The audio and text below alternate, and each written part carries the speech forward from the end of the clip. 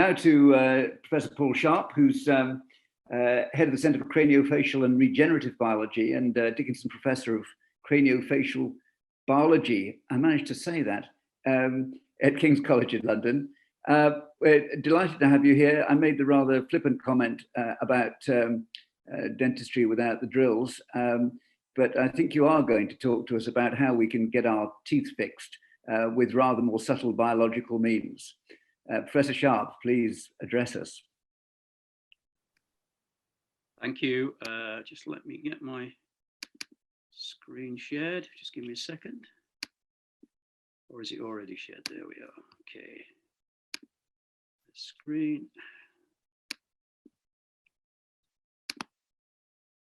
Okay, I hope you can all see that and also hear me. Thanks very much, Mike, for the introduction, and thanks for this invitation. There's no pressure on me after the last talk, I see. But anyway, okay, so this is what I'm going to talk about, tooth regeneration and repair.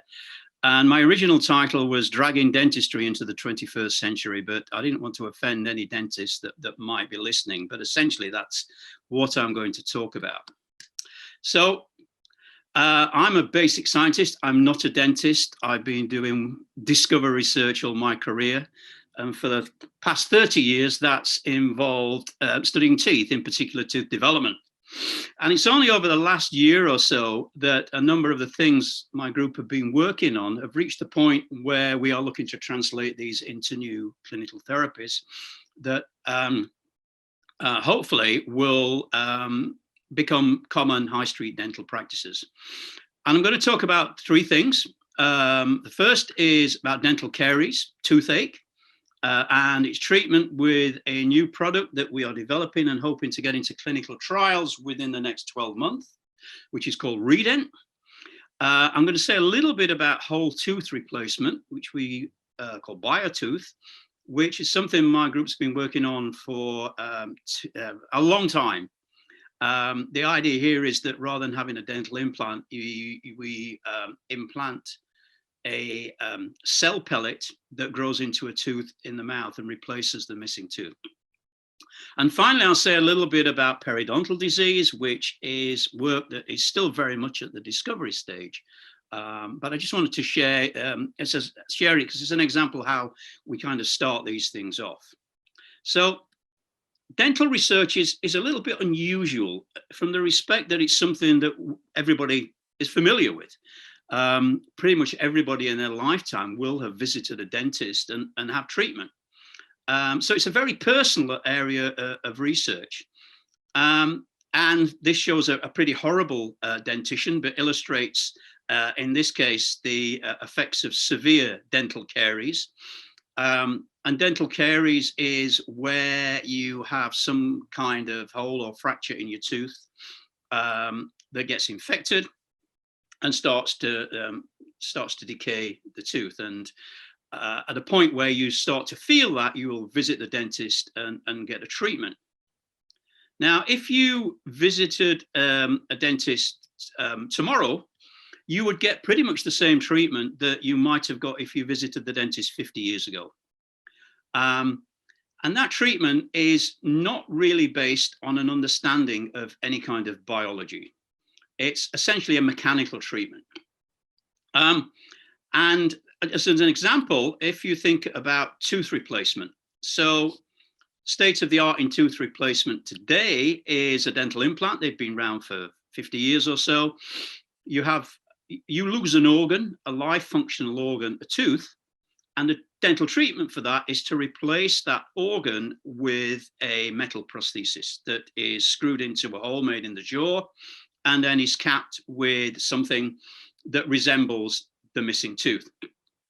And that is state of the art in dentistry. The number of dental implants being delivered increases annually. And although it's been around 50 years, dental implants have been around a lot longer. This is a 2,000-year-old dental implant. This was a skull that was excavated in London. And this was found to have a very early dental implant where a piece of iron had been hammered into the socket to replace the missing tooth. Quite why anybody would want to go through that, I have no idea. But anyway, this was around 2,000 years ago. Dental implants can in fact be traced back at least 5,000 years to ancient Mayan civilizations in South America and to the ancient Egyptians. People were using bits of shell, bits of mica, anything that could be put into the socket to fill the gap, as it were. So although it's considered modern technology in dentistry, it is not biological. You're replacing a live organ with a piece of metal, and it's been around a long time.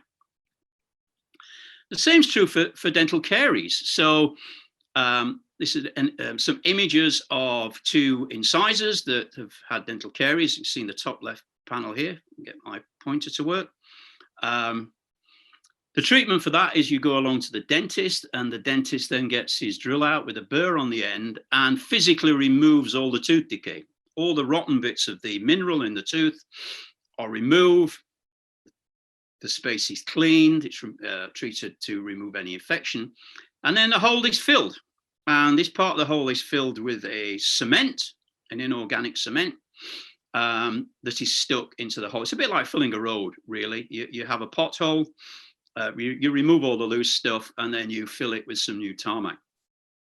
This just shows a molder along the bottom, and eventually this cement filling is covered to provide a strong protection with another kind of material. That can be mercury amalgam, which is the commonest use. It can be gold, or there are other materials available now.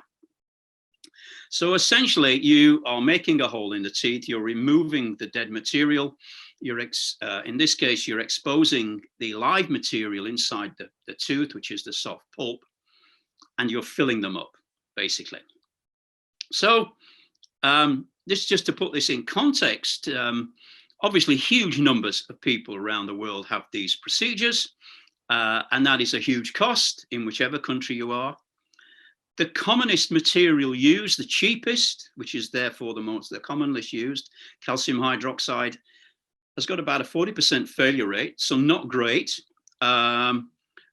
New materials have emerged over the last few years. They are still variations on a cement. They're called MTA and biodentine.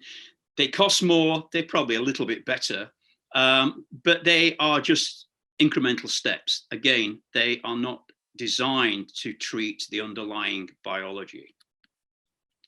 So when we started this work, we were aware from work of others that there are resident stem cells in different soft tissue parts of the tooth.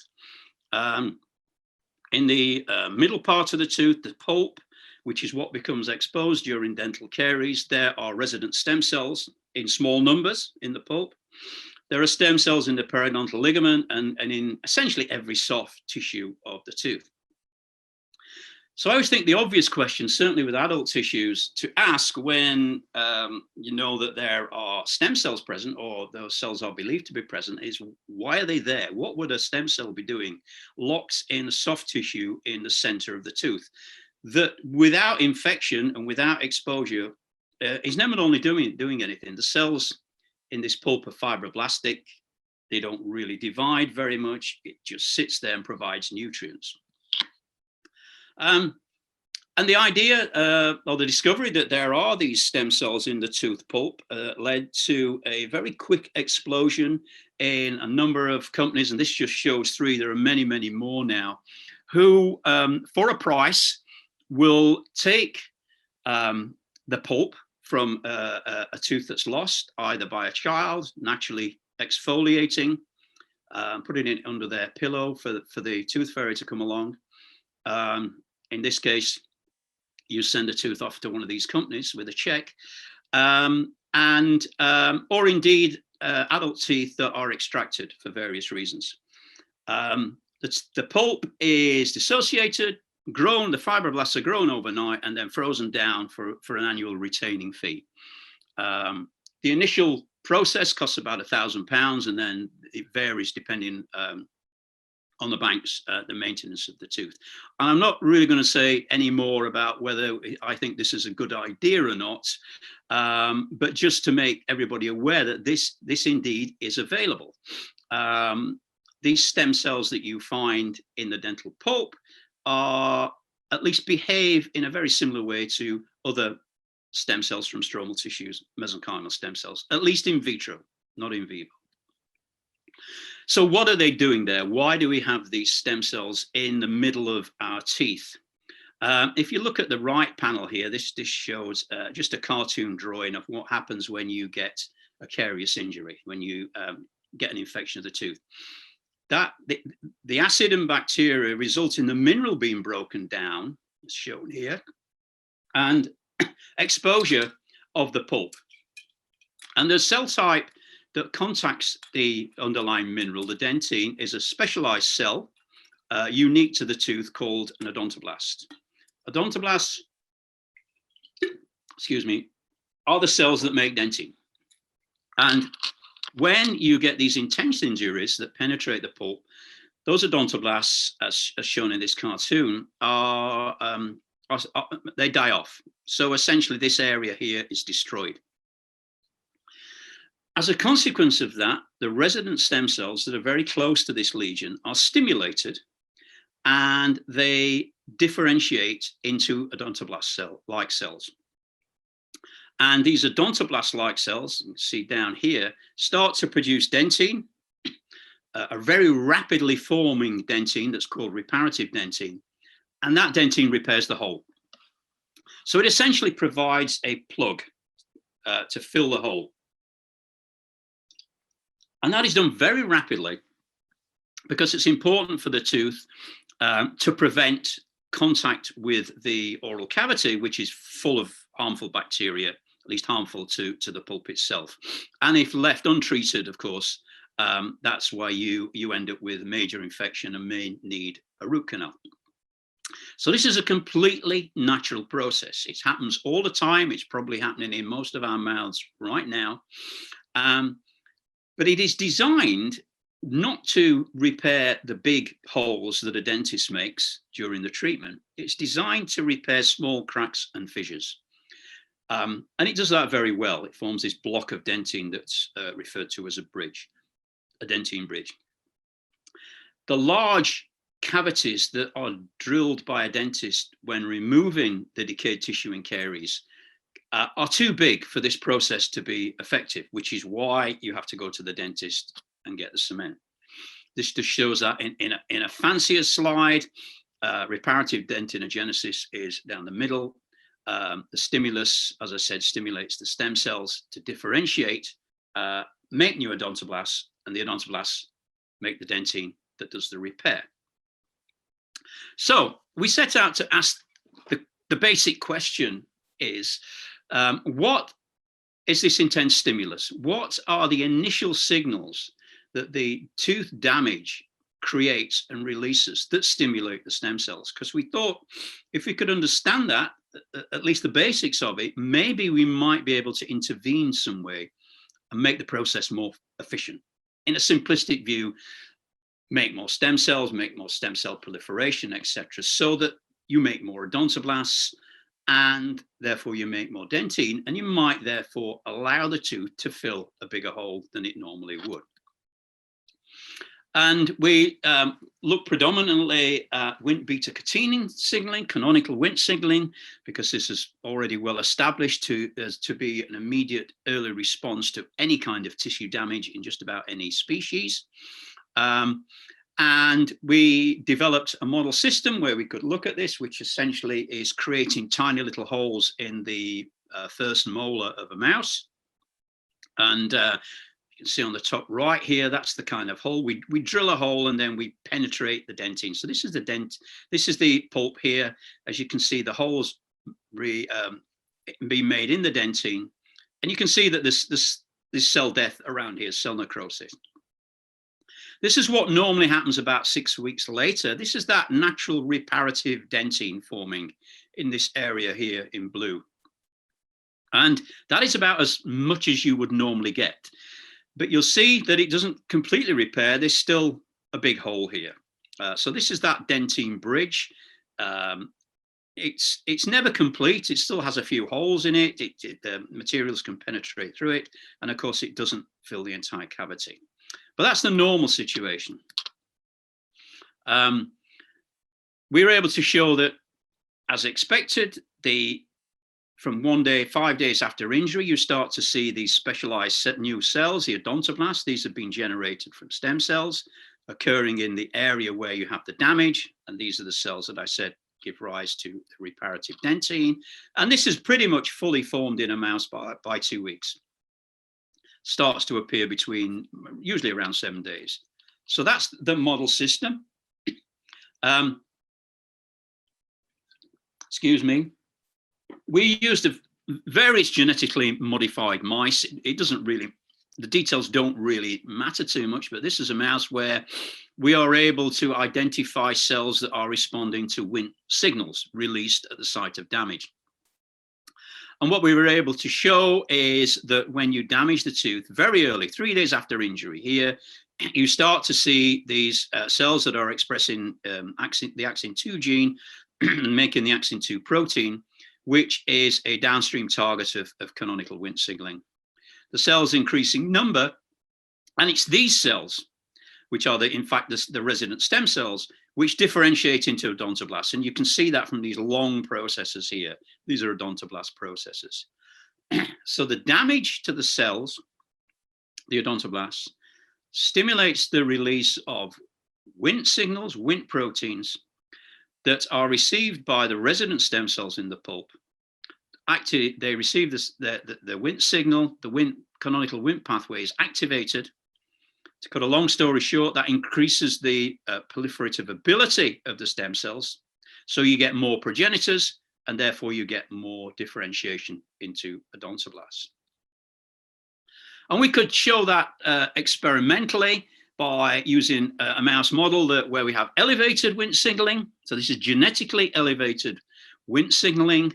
This is what a wild type reparative dentine looks like. This is in a normal response. Where you have genetically elevated Wnt signaling, you get a much more widespread response.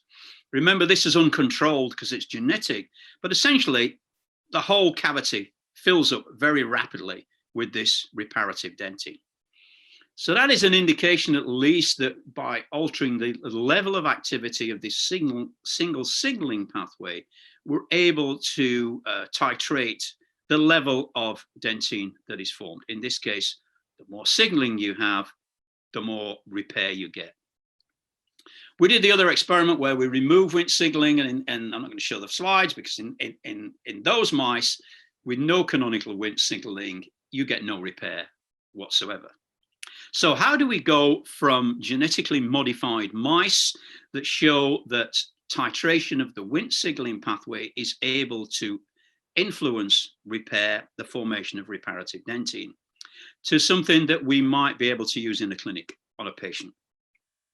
And this is what we came up with a couple of years ago now, was that we used a biodegradable collagen sponge. We have to be able to deliver whatever it is we deliver inside a human tooth. And the simplest method we could come up with at that time was to use a degradable collagen sponge. This is marine collagen, commercially available, already clinically approved.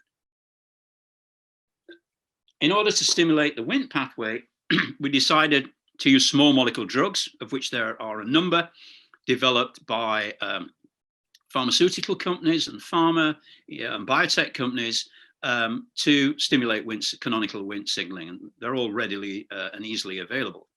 So this is the idea, that we take those small molecule drugs, we soak sponges, these biodegradable sponges, and we put those into the hole in the dentine. And just like a normal treatment, we cover the tooth with a protective layer, in this case of glass ionomer. Excuse me. And this is basically what we got. So on the left here, MTA is one of those cement materials combined with glass ionomer that's normally used. This is that reparative dentine bridge. This is the normal reaction. You can see it's incomplete. There's still communication between the oral cavity up here. There's a big hole here, and it's communication right the way through to the pulp. So this would not be very good. When we added the signaling modulator, which is an activator, a small molecule activator of the Wnt pathway, we get this very robust formation of dentine that goes right to the top of the tooth here. This is what's left of the biodegradable sponge. If we leave these longer, this completely disappears. And this whole hole, this whole cavity becomes filled with dentine. Right. The dentine integrates with the existing dentine that you can see here. These lines are the normal tubular dentine. This reparative dentine forms a continuous seam between these two. So there's no need for any adhesives in this procedure. So that all worked fine in mice, but obviously mice teeth are small and we can only make small holes, and those small holes are nowhere near the size of the hole that you would generally get, that the dentist would produce in an infected human tooth. So we moved up to rats, where we can make a much bigger hole that is about 10 times the size of a mouse hole, and it approximates the size of cavities you would get in a human. And this is the outline of the hole here. You can see it. This is the reparative dentine, the natural repair that's occurred in the rats by using one of these small molecule signaling agonists delivered on a collagen sponge. It's the rat seems to work even better than the mouse. The bigger the hole, the better it seems to work in the same equivalent time period. This entire cavity becomes completely refilled with dentine. That dentine is the natural tooth mineral. It's made by the new odontoblast cells. So essentially the tooth is completely repairing itself following the drilling of this cavity and this damage by adding this small molecule. So there are, as I mentioned, there are a number of these different molecules. We've tried them all. They all work to a lesser or greater extent, but the one we initially focused on is this molecule here called tidiglucib, which is a non-ATP competitive GSK3 inhibitor.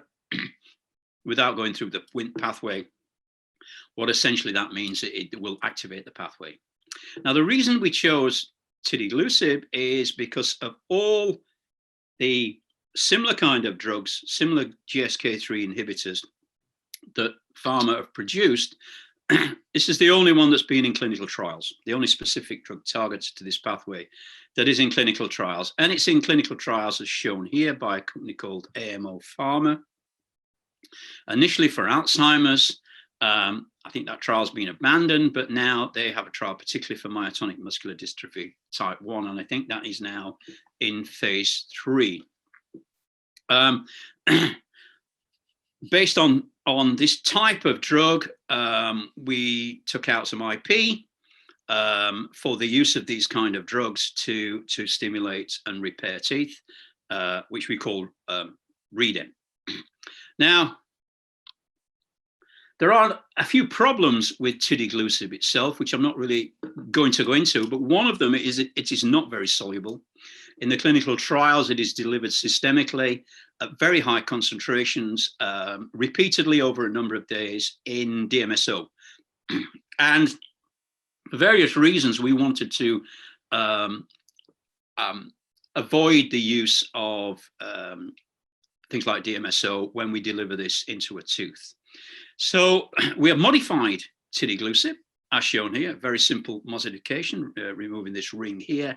That makes it soluble in PBS water.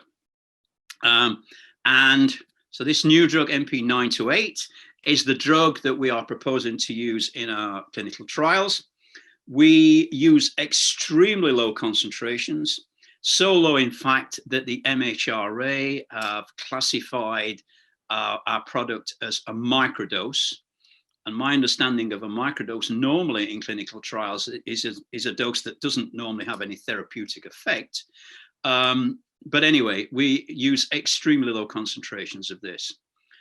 I mentioned that we are going to use collagen sponges, but we've also developed an injectable delivery method. And I just wanted to show a little video. This is using a hydrogel.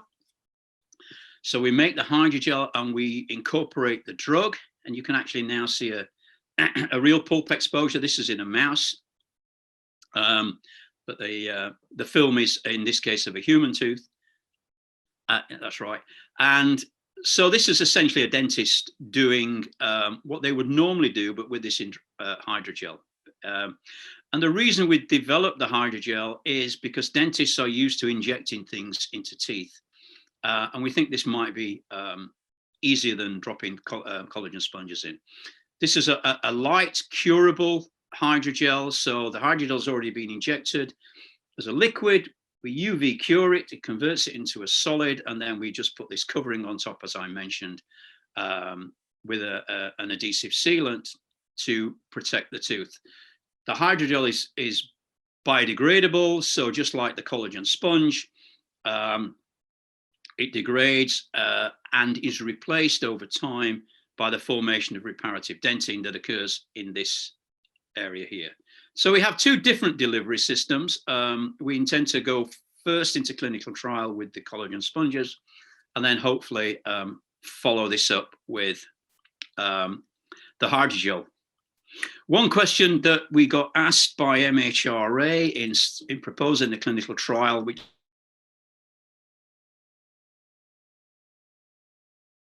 they wanted to know what the primary metabolite of MP928 was. Did this have any toxicity? And also, was it an effective drug, as some metabolites might well be? It doesn't stimulate Wnt signaling, the primary metabolite, and it's non-toxic. So that was all good news. So we've been given permission to move along with NP928. And as I say, we hope that will be in clinical trials next year at some point, and we'll see what the outcome is. One of the things that we've been looking at recently, again following various questions that we've been asked, is so we are stimulating a signaling pathway. We're over stimulating a natural signaling pathway. So Wnt signaling does lots of things in addition to stimulating these stem cells. Is there anything else it's doing that's likely to have some kind of detrimental effect on the tooth itself or the processes? And that's been a tough one to address, but we did look and get some success looking at macrophages. And the reason for that is that often you get inflammation in these teeth. You get M1 macrophages activated and coming along. And so we were interested to know whether that process was going to be affected by this drug. And to cut a long story short, by using clodosomes here, which are liposomes containing clodronate, which essentially will kill macrophages. So we can remove macrophages. We can have a look at the effect of removal. Basically, if you remove macrophages, the repair isn't as good, which we sort of expected. If you add the signaling activators, in this case, we use one called Bio, the consequence is that repair goes along as normal, as we'd seen before, but you get a precocious transition from normal M1 macrophages to the anti-inflammatory type of macrophage, the M2. So it seems that this drug is actually promoting something that we'd like to be promoted, in that you don't have inflammatory macrophages, M1, activity in the early stages of injury for very long before these are transitioned to M2, which are helpful in terms of the regeneration. So we think the drug might be doing two positive things that help this activation of the stem cells, and more particularly in terms of macrophages, the generation of the odontoblasts in the absence of overstimulation of the inflammatory process. So it seems to be a double whammy in that respect. So Redent is the NP928 drug delivered either on a hydrogel or a biodegradable collagen sponge at a microdose concentration of the drug directly into the hole that the dentist makes in your tooth. covered with a thin layer of a material such as a glass ionomer to provide the normal protection. Over a period of a few weeks, the stem cells are stimulated to overproliferate, to generate odontoblasts, that they themselves produce a robust repair, the robust formation of reparative dentine that acts to essentially regenerate the lost dentine from the drill and completely repair the tooth. This new dentine, we've analyzed it, its mineral content, and it is the same mineral content as the normal dentine. This procedure doesn't use any cements or adhesives, which is what are currently used in the treatment of dental caries. It considerably strengthens the tooth because it's actually integrating with the existing dentine. So you maintain the full strength of the tooth. And that is something you don't get with cements that are stuck into the tooth. And it will, if it makes it to the clinic, it will be the first biological tooth filling material available. And finally, by promotion of this M1 to M2 macrophage transition, it does appear to help us, and that is probably a significant part of the whole process. So this is where we are in terms of the clinical trial. I'm not going to go through that except to point out, as I said, this is a single local microdose. We've analyzed the range of action of this drug, and it is very short range of action, just within 10 to 50 cell diameters. So it's just stimulating the resident stem cells in the vicinity of the damage. I mentioned there's no primary metabolite activity. And just for anybody that is interested in dentistry, we'll be using a non-invasive cone beam scan as a primary analysis in the clinical trial. So that's what we are furthest along with. It's actually been very quick from start to finish. This is about maybe 4, maximum 5 years of work. And I think that, as we heard from the previous speaker, for any kind of drug into the clinic, for whatever purpose, really, you're looking at a minimum of 15, more like 20 to 25 years in some cases. And I just want to emphasize that the dentistry is different in terms of this kind of clinical trial. First of all, patients aren't sick. And I know that sounds trivial, but it's massively important. We're not treating a patient that's sick with some kind of disease. Teeth are accessible organs. They're non-invasive because the patient just comes along, sits in a chair and opens their mouth. And if we get something wrong, that means that we can go back in and correct it very, very easily. So dentistry, although it's lagged behind the development of the application of all the latest biological advances, like behind medicine, it really is an ideal area in which to begin to try and develop some of these biological based treatments. And that leads me on to the next part, which I'll run through quickly. I'm not sure what the time is like. And this is something we've been doing for a very long time. The ultimate goal in all tissue regeneration, I suppose, is to be able to replace the entire tissue, or in our case, the entire organ, which is the development of a complete new tooth, a biotooth. Various methods have been tried over the last 20 years. I'm not going to go into the details of what these all mean, but the outcome is that there is really only one way that this can be feasible. A tooth is such a complex organ that it's impossible to think you can make an organ in a dish to replace a tooth. It is way too complex. But if you look back in the life history of a tooth, and in the life history of any organ, you go back to the embryo when organs start to develop. And this is what a tooth looks like as it's forming in the embryo. This is the very first stage of tooth development. And what I hope you'll appreciate is that it's really very simple. You have two cell types, a mesenchyme and an epithelium, which is the oral ectoderm. And from interactions that we understand in quite some detail now between these two tissues, you get a progressive formation of a bud and then morphogenesis to give rise to the complete tooth. So what we argued a few years ago, we thought it was impossible to make a complete tooth, but it should be pretty simple to make something that looks like this. And if we can understand the signaling that occurs, specific signaling that occurs here, maybe if we can make this could continue doing what it would normally do in an embryo, which is develop into a functional tooth, but do it in the mouth, in the oral cavity. So I've already shown a little bit of background to dental implants, and what we are trying to produce here is a cell-based implant. We need two types of cell.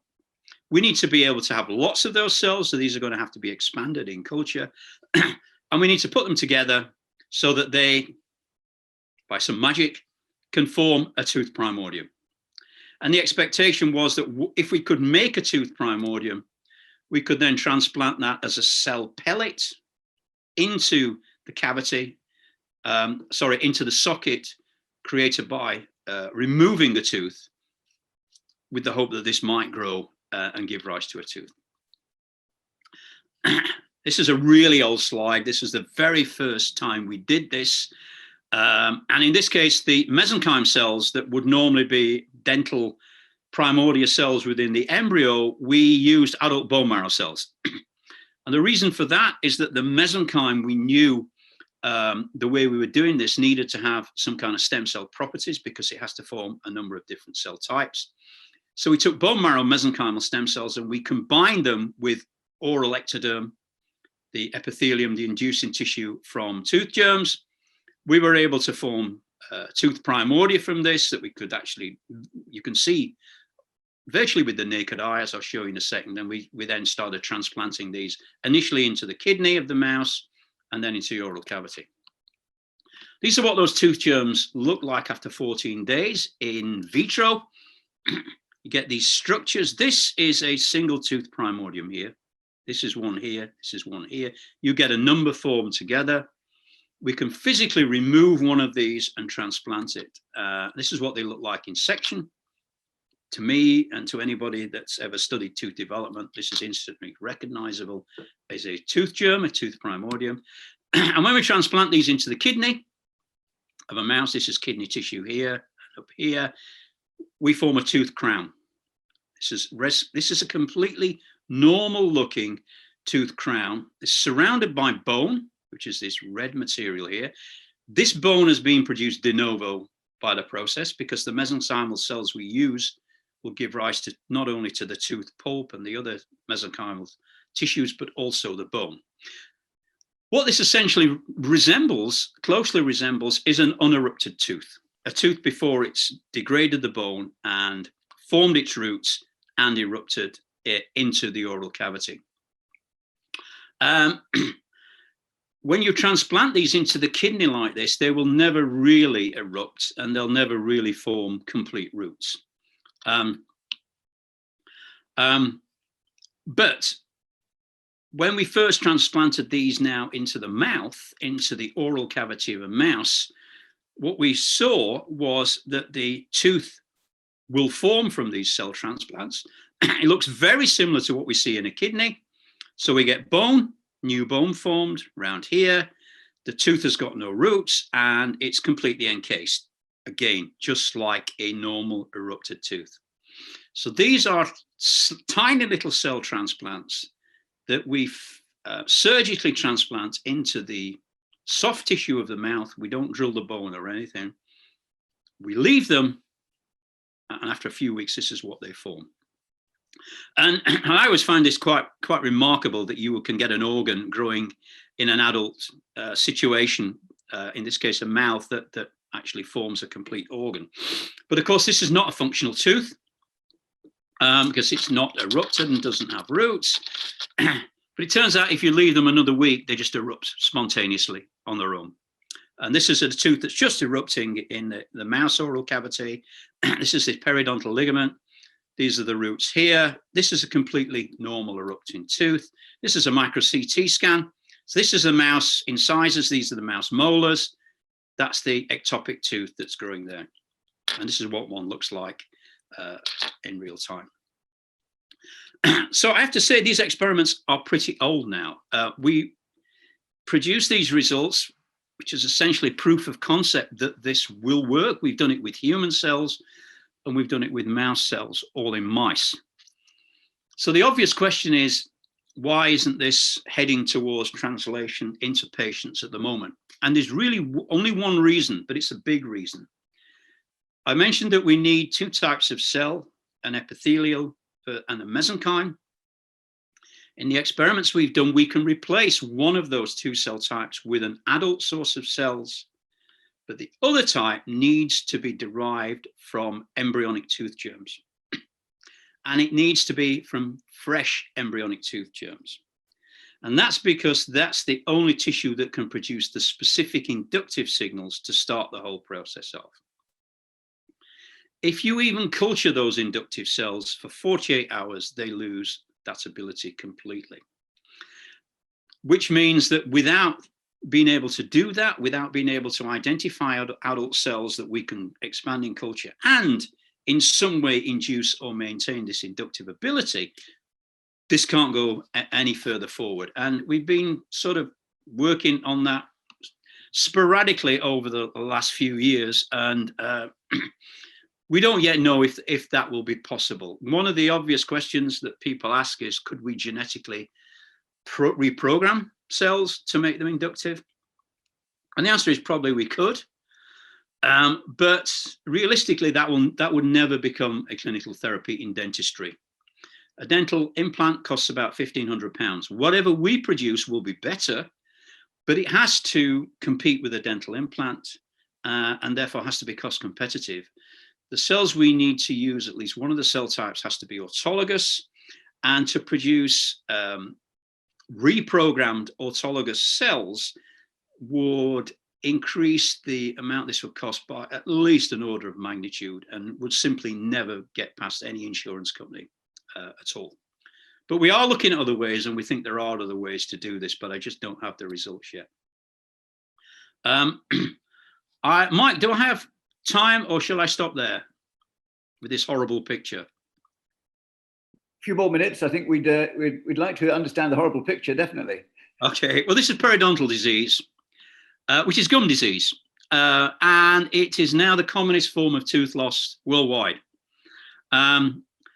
In periodontal disease, the gums recede, and if they recede and detach sufficiently enough from the tooth, they create a gap between the gum and the tooth, and that can very rapidly fill with bacteria, creates inflammation such that the periodontal ligament tissue that holds the tooth in place starts to lose its structure, the cells start to die, and it separates from the tooth.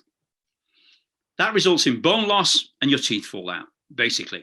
So it's a huge problem that currently isn't treatable. This is just a schematic to show the periodontal ligament, which is this blue and white stripes here.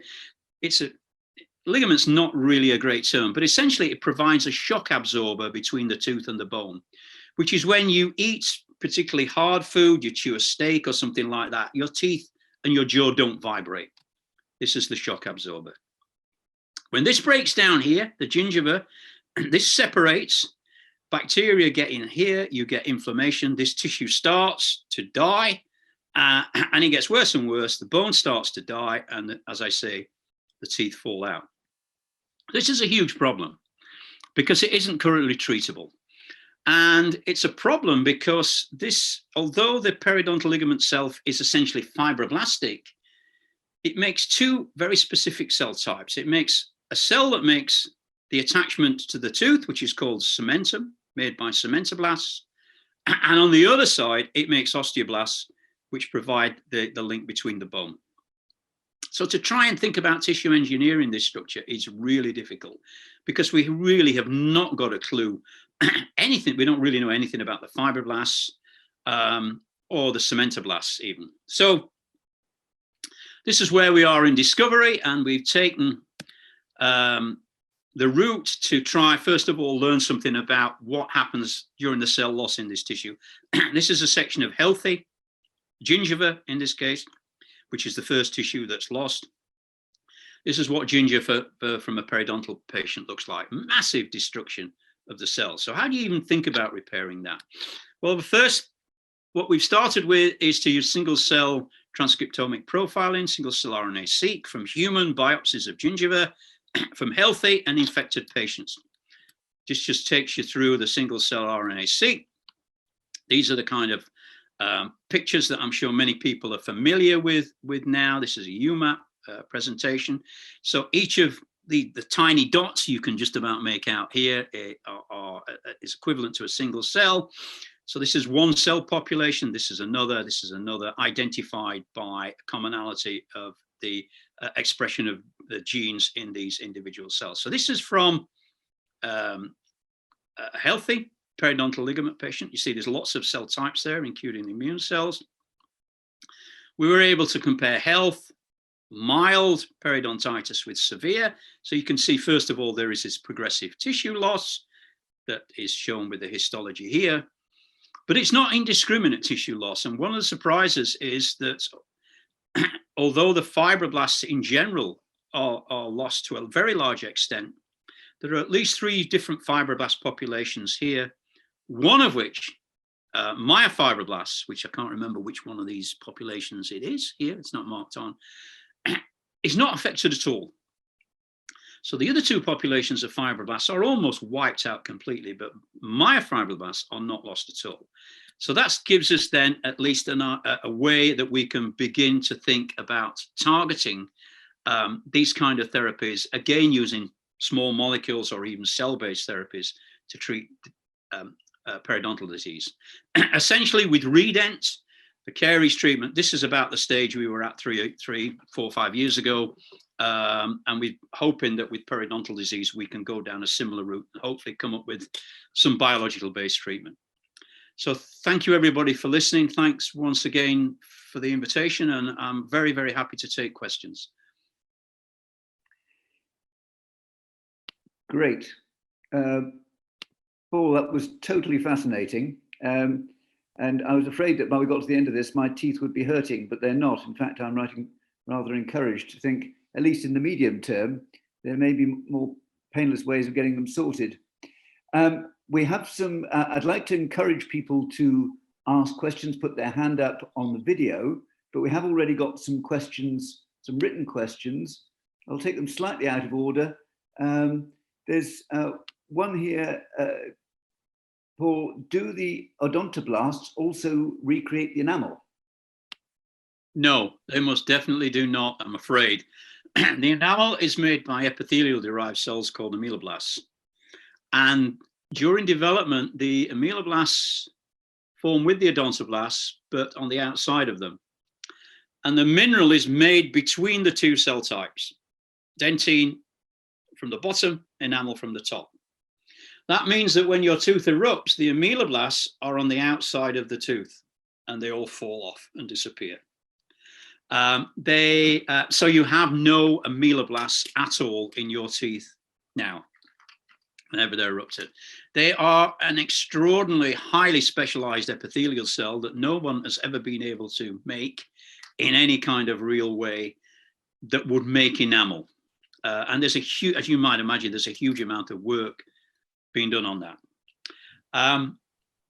It would be great if you could synthesize enamel in some way, but enamel's actually quite thin. It's the dentine that's the big, thick mineral part of the tooth, which is why you can target the dentine as we have. If you can remake the dentine, you maintain the structure of the tooth, and you just need to replace the thin covering of enamel with something else. And we use glass in this case.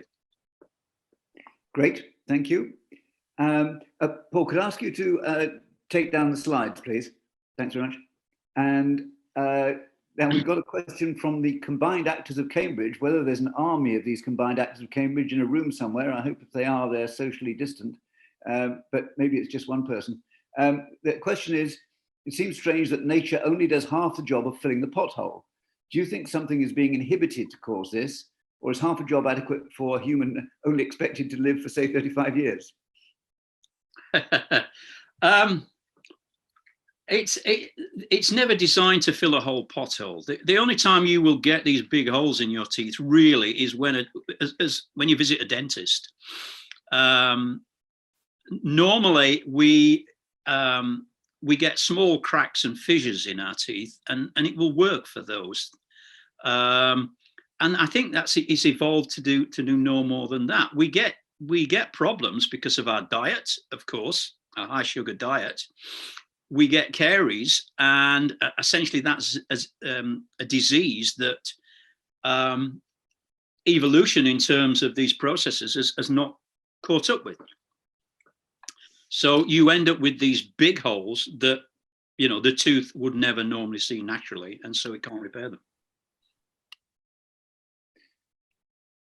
Okay, thank you. And now this sounds like a question from somebody who knows this field a little bit. It reads from Ian Hunter: your slides appear to show that an elective pulpal exposure, and therefore devoid of the bacteria which would contaminate a pulpal exposure subsequent to naturally occurring dental caries. Does your model translate into bacterially induced human caries? That's a great question. And the problem is that rodents, certainly mice, it's really hard to produce a decent model of dental caries, i.e. infection. And we have tried, I think as many people have. So I have to refer to my endodontic clinical colleagues here with whom we're working on the clinical trial.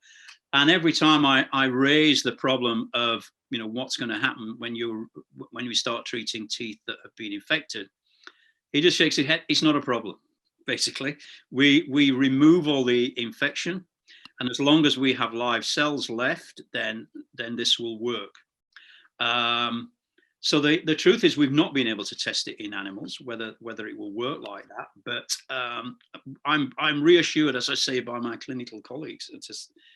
We have got permission to include, if we need to, an antibiotic on the sponge. So we could do that, but as I say, I am continuously told, oh, you won't need to be able to, you won't have to do that. It's going to be okay. It'll work. So they're in charge of the trial. Great. I've got a video question from John Cook, please. Hello, Paul. Thank you for a really gripping talk. Very, very interesting. I had no idea of any of this kind of stuff before. In the second part, where you were talking about the regrowth of a whole new tooth, you mentioned that one of the components, whose name I regret I can't remember, ceases to have its power after about 48 hours. Its inductive power. Do we know the biochemistry behind that, or the genetics behind that? Would that be an entry point into trying to solve some of the problems? Yeah, absolutely right. And we have tried that. So it can either be the two cell types, epithelium or the mesenchyme, become inductive at different times. Yeah. So you can use either one, but the same phenomenon occurs for both. As soon as you remove one from the other, expand them in culture, 48 hours later, they don't work. They don't work at all. And so you might think, you sort of suggest that we could do some kind of screen to compare the cells that are in culture with those that aren't. And of course, when you do that, you get thousands of gene changes by virtue of putting cells in culture, as opposed to taking them freshly out the embryo.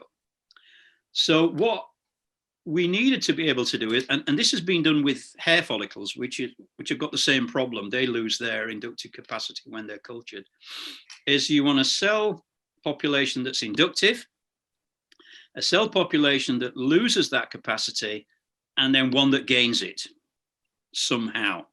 Because then you can identify the very specific changes that associate with induction versus cell culture. And we did have a way of doing that, and we've, without going into detail, we were able to do some RNA-seq from those three, and we ended up with some interesting molecules that molecules that didn't make any sense, to the extent that it really suggested that the methodology we got had not worked, and so we need to do that again. We know that it's not just one signaling molecule, it's a combination. And so whatever we do has got to be able to induce that combination in the right order, at the right concentration, in order to be able to do it. So the idea that you might have a cocktail of growth factors or whatever that you can add, and they will induce the whole process, may well work, but it's going to be very difficult to get to that point, I think. So we are looking at a completely different route in order to be able to do this. And sadly, I don't have any data to share about whether that's going to work or not. Okay, thank you very much. That's very interesting. I just have a quick follow-up as well, just to stray a little bit from dentistry. The idea, the concept of persuading embryonic material to sprout new organs, is that being applied elsewhere than to teeth? Well, a lot of people are working on organoids, as they are now called. I mean, we've been growing tooth explants from cells for 30 odd years, and in fact, other people longer. We just never called them organoids, so they've never become trendy. We call them explants. But essentially what you make, we're making organoids, and you know, in many areas of tissue biology, people are making organoids from cells for lots of different purposes. The principle is similar. The difference with our organoids is that they will make the complete organ a function. Well, yeah, that's the thing. I know about where you use a scaffold, a collagen scaffold or something like that, and populate it. But I was just wondering if it's possible. I think that's the next generation of organoid biology that people are working on. And I think there's some success in kidney. Okay, thank you very much. Thanks, John. Well, can I allow myself one final question, if I may, Paul? And that's really about the challenges and the timing. Before, when I go to the dentist, this is done to me rather than the old-fashioned stuff. Yes, how long is it going to be? Well, as I say, I'm a discovery biologist, basic biologist. I never dreamt I would be doing anything translational. And it's been a very, very steep learning curve. And I'm sure there are people listening that may well have been through that, and just to realize just how much more difficult it is to get anything that you might be able to get into a patient. It's taken a long, long time to even get this far. But doing trials in dental patients is a lot easier than doing them from a medical context. The patients don't require a bed, you know, it's day treatment. They're sitting in a chair, and they go home, and basically you call them up and say, oh, you're all right, have you got any pain? There's nothing else we can do really with a tooth. So in theory, the trial, once we get approval, should go very quickly. Initially, we're going to be allowed to do 24 patients, which includes controls. We can't do a placebo because we have to do something with a rotten tooth. You can't just leave it, and we have to put something in that will repair it. So it's unusual. But again, my clinical colleagues tell me, you know, 24 patients, we should be able to get within a couple of weeks. So hopefully, if we get the approval, we will get the results quickly. And it's then a question of, if it's worked, some commercialization, basically putting this out there. So it is a slow process, but it shouldn't be as slow as a medical drug treating a medical disease. Well, it's been an absolutely fascinating evening, Paul. Thank you so much. And a lovely example of taking some really basic science and being able to convert that into something which has real clinical value. So absolute exemplar of the kind of thing we enjoy on CSAR, and we're extremely grateful to you. Thank you. Thanks. And thanks for the invitation.